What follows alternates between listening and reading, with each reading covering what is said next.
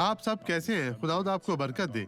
अब भी बुत परस्ती के मौजू पर और वो चीजें बहुत नुकसान पहुंचाती हैं। लोग यसाया 44:14 में इसने ये 2700 साल पहले लिखा था।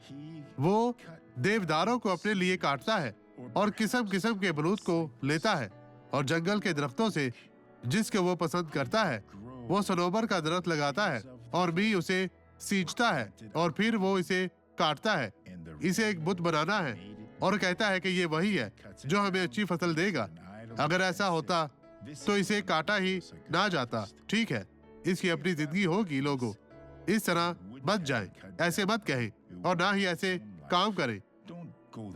खुदा ने आपको ऐसा ना करने को कहा है। इसके पास आपके लिए बेहतर जिंदगी है। बस ईमान रखें और बरकत पाएं और फतहयाब हो। अब ये गवाही देखें, इस शख्स ने हमारी इबादत में बरकत पाई थी। मैं इस बहन को सुनना चाहता हूँ। सुबह बखैर पास्टर, मेरे बाजू में ये दर्द काफी दिनों से था।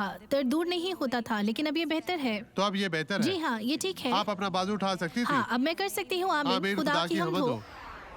आइए अब दुआ करें। बाप, इस शख्स को निजात दे, इसे हर तरह की मुश्किल परेशानी से निजात दे, इनके लिए तरक्की के दरवाजे खोल। अब मैं यस्सु के नाम में आप सबको बरकत देता हूँ। खुदावंद आप तमाम लोगों को बरकत दे, निजात दे।